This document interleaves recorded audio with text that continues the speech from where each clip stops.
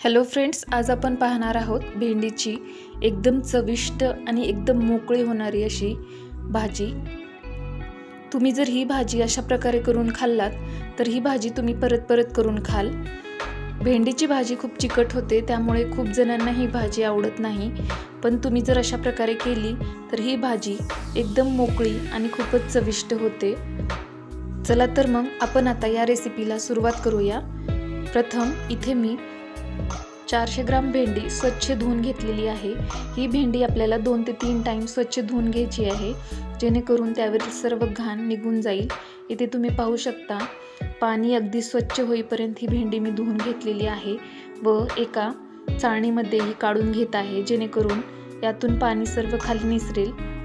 5 ते 10 मिनिटांसाठी आपल्याला या चाळणीमध्येच ही भेंडी अशीच ठेवून घ्यायची आहे व 5 ते 10 मिनिटांनंतर इथे मी भेंडी छान बारीक अशी कट करून घेतलेली आहे व त्याच्या वरचा व खालचा भाग असा कट करून ही भेंडी अगदी छोट्या छोट्या कापमध्ये छान कट करून घेतलेली आहे व लसूण पण सोलून हा अशा प्रकारे जिऱ्यासोबत मोठा मोठा वाटून घ्यायचा आहे, जेणेकरून खाताना त्याचा खमंगपणा आपल्याला जाणवेल।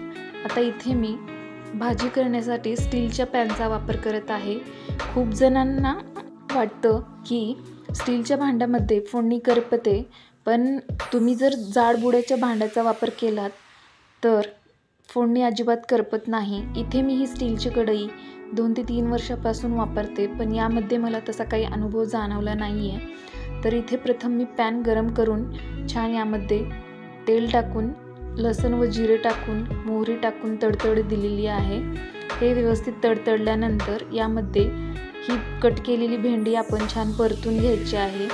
ही भेंडी आपल्याला अगदी 5 ते 7 मिनिट असं कंटिन्यू हलवत छान परतून घ्यायचे आहे, जेणेकरून याचं सर्व मॉइश्चर निघून जातं व चिकटपणा पण दूर होतो।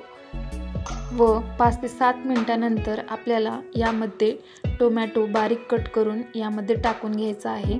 इथे तुम्ही पाहू शकता, मी 2 मीडियम साईजच्या टोमॅटो ऐवजी हा एकच जुडलेला टोमॅटो आला होता, तो कट करून यामध्ये टाकणार आहे।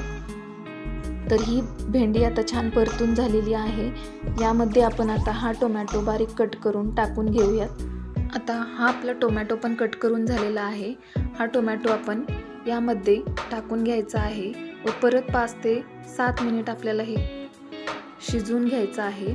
पहिले 2 ते 3 मिनिट आपल्याला हे असंच परत परतून घ्यायचं आहे व नंतर झाकण वरती ठेवून त्या झाकणामध्ये पाणी टाकून हे 5 मिनिटासाठी झाकून ठेवायचं आहे व त्याला व्यवस्थित शिजू द्यायचं आहे।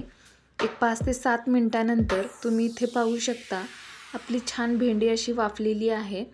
प्रथम हलवत असताना ही भेंडी थोडीशी चिकट वाटते, पण जेव्हा आपण यामध्ये तिखट मीठ व हळद टाकून जेव्हा हलवून घेतो व 2 ते 3 मिनिटांसाठी परत आपण याला असं कंटिन्यू हलवून घेतो, तेव्हा ही भाजी एकदम मोकळी व चविष्ट बनते।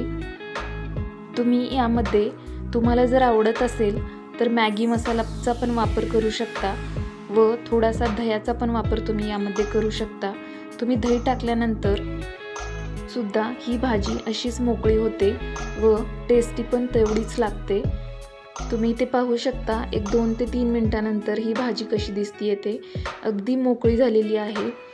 खूप लोकांना ही भाजी चिकट असल्यामुळे आवडत नाही, तर ती चूक तुम्ही करू नका, कारण ह्या भाजीमध्ये खूप सारे पोषक तत्व असतात, जसं की विटॅमिन सी, विटॅमिन के, तसेच फोलेट, मॅग्नेशियम। त्याचप्रमाणे यामध्ये खूप साऱ्या प्रमाणात अँटीऑक्सिडंट पण असतात। तर तुम्ही अशा प्रकारे ही भाजी करून नक्की बघा व ही रेसिपी तुम्हाला कशी वाटली ते नक्की कमेंट करून कळवा व अशाच नवनवीन रेसिपींच्या नोटिफिकेशनसाठी चॅनलला सबस्क्राईब करा व बेल आयकॉनला प्रेस करा। थँक्यू।